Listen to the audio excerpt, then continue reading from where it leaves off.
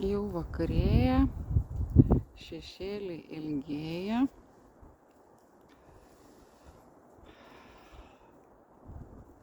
Bebrų darbai matos. Vieną eglutę nulaužė čia, beversdami medį, blindą, o kitą va šviežiai nugraužė. Visai nesenai, ne taip senai buvau. Ką jie su tom eglėm vyka, aš nežinau. Čia buvo daugiau eglių, va vienas tėvas ten išlikęs yra.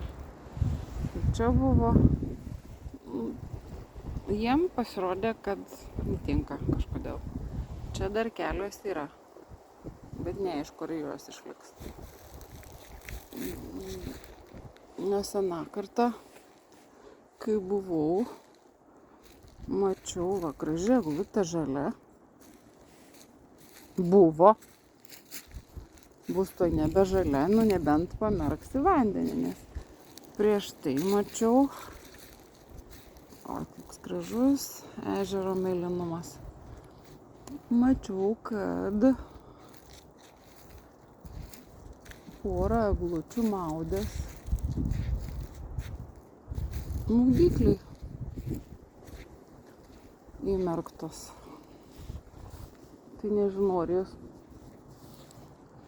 nutisė toliau kur nors, ar jos tebesimaudo. Panašu, kad nebėra.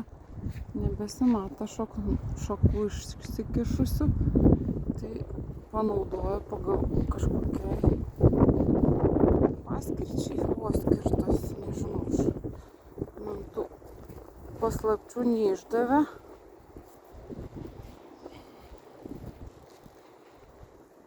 Va, nebėra, o buvo prieš tai. Dabar pagalys va maudos, nužievintas.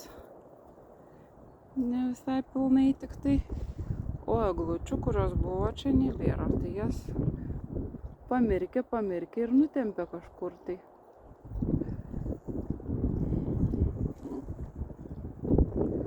Pavasaris puoštis nors, gal ar kaip. Nika, gal tu žinai paslaptį, ką bebrai daro su eglėm?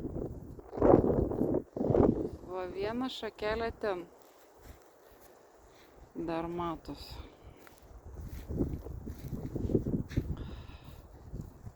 Ar čia viršūnė likus ir šakelė daro, kitas neaišku. Bet čia irgi buvo kažkas augo. Būtam laikė. Čia taip jau ir aviečių buvo nemažai, bet aviečių stiebai irgi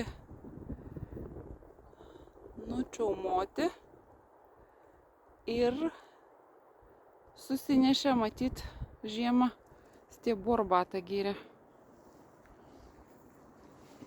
Skanus vanduo. Vėjas šiandien šaltokas.